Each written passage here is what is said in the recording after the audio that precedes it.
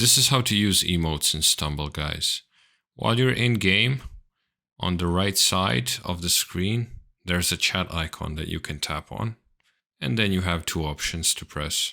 And if you want to change what emotes you have available in the game, from the main menu on the left side of the screen, underneath Shop, there should be Customize. Tap on that.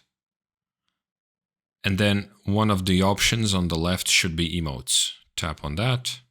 And these first options are what you have available for you. So you can just tap on one and press Use and put it to a slot of your desire. And so now on the left side, aligned vertically, you can see the emotes that you have available. Of course, you can unlock more, but for that, you are going to need to either unlock from Stumble Pass or unlock in some other ways.